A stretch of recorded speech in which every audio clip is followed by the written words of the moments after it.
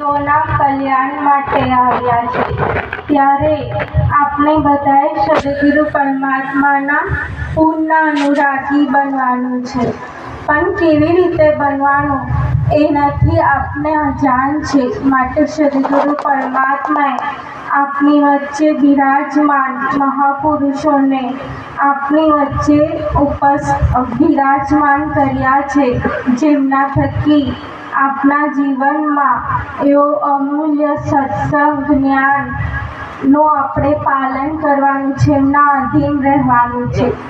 ત્યારે ધની ધર્મદાસજી સાહેબ સદગુરુ પરમાત્માને કહે છે કે સાહેબ તમારા પૂર્ણ અનુરાગી હંસાત્મા હોય એમને કેવી રીતે જાણી શકાય? ત્યારે સદગુરુ પરમાત્મા કહે છે કે કોઈ ભક્ત રૂપે વિરલા હોય એ જ સત્યપુરુષ સદગુરુ પરમાત્માને જાણી શકે છે.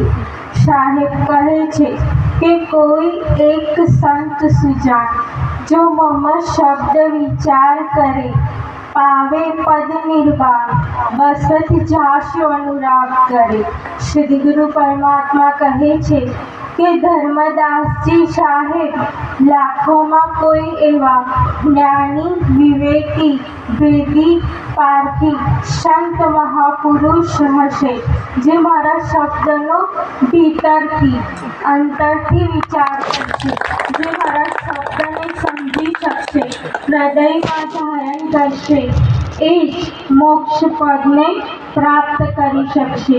જે મારા શબ્દને સમજીને હૃદયમાં ધારણ કરશે એમના અંતરમાં સત્યપુરુષ સદગુરુ પરમાત્માનો પૂર્ણ પ્રેમ અને શ્રદ્ધા નિવાસ કરશે.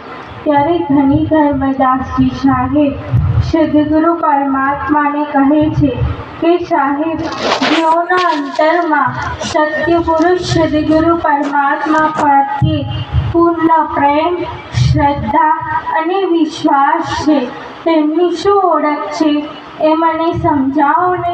કેમ કે જ્યાં સુધી સદગુરુ પરમાત્માની પ્રત્યે પૂર્ણ શ્રદ્ધા, વિશ્વાસ ન હોય ત્યાં સુધી જીવનો ઉદ્ધાર ન થઈ શકે.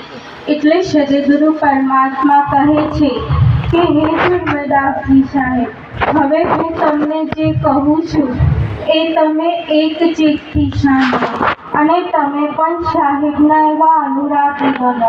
એટલે સદગુરુ પરમાત્મા કહે છે કે જૈસે મૃગા નાદ સુની આવે, મગન હોય વ્યાધાધીન આવે, ચિત્ત કછુ શકન આવે તાહી, દેત શીશ શો નહીં ઠहराए, सुनी सुनी नाद शीशते ने दिन्हा, ऐसे अनुरागी कह चिन्हा.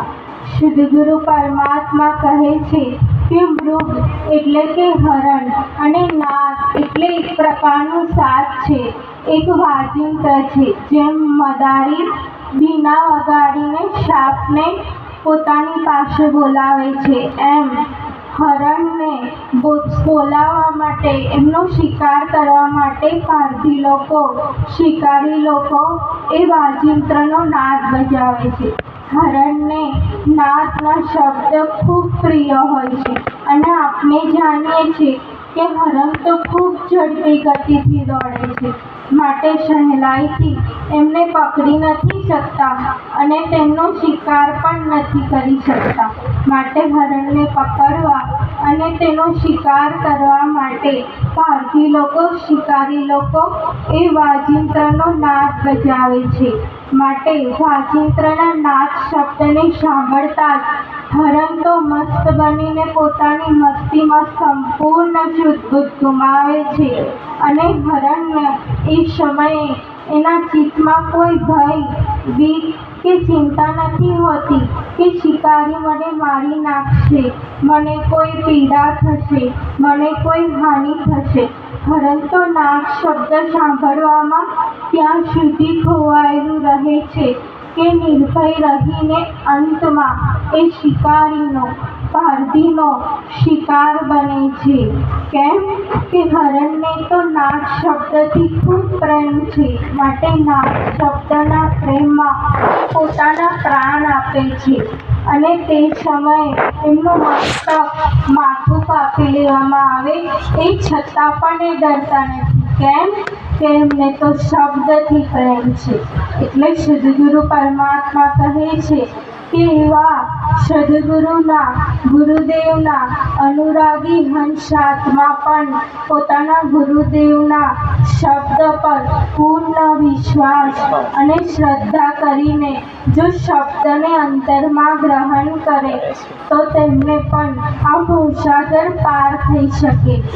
એમ દાદા ગુરુ જયરામદાસજી સાહેબ પણ કહે છે કે એક શબ્દ સદગુરુએ આપ્યો, એ સમરણ એ ક્રિયા રે, એ શબ્દને વિશ્વાસે તો ભવસાગર ઉતર્યા રે.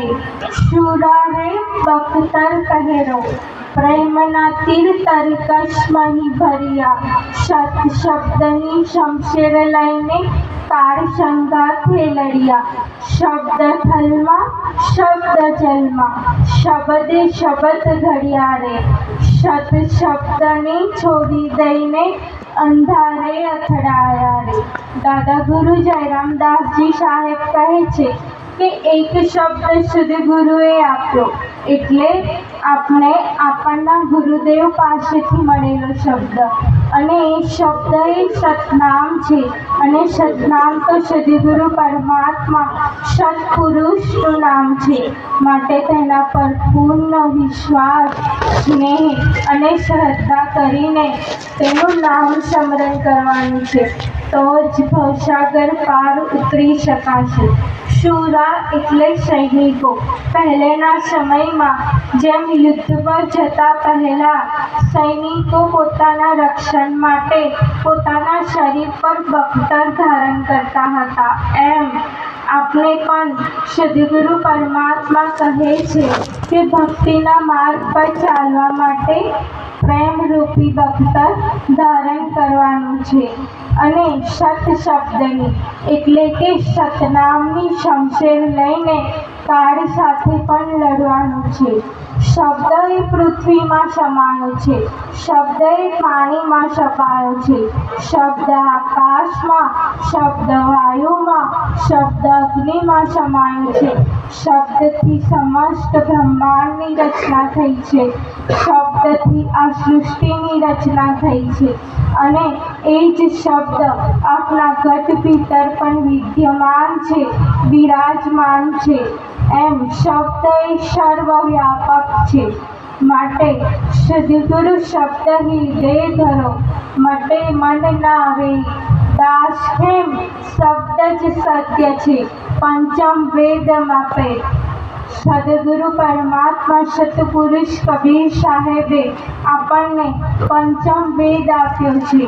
પંચમ વેદ થકી એમને શબ્દનો ભેદ આપ્યો, સહજ શુરતાની સમજ આપી, આત્મજ્ઞાન આપ્યું. આત્મજ્ઞાન એટલે આપણા શરીરમાં વિરાજમાન આત્મતત્વ એ ક્યાંથી આવ્યું છે અને પાછું એ ક્યાં દેશમાં જવાનું છે એની સમજ આપી, સતનામને ઓળખાવ્યું. માટે આપણે પણ સદગુરુ પરમાત્માના પૂર્ણ અનુરાગી બનીને એમના સત શબ્દને, સતનામને પૂર્ણ સ્નેહ અને વિશ્વાસથી અંતરમાં ધારણ કરવાનું છે. કેમ કે સદગુરુ પરમાત્મા સત્પુરુષ કબીર સાહેબ એ આપણા આદિ અંતના પીર, આપણા પરમ પિતા છે. માટે સતનામનું સ્મરણ કરીને આપણા જીવનને પવિત્ર બનાવવાનું છે, ભક્તિમય બનાવવાનું છે. એમાં જ આપણા જીવનનું સાર્થક રહેલું છે. આટલું કહીને મારી વાણીને વિરામ આપું.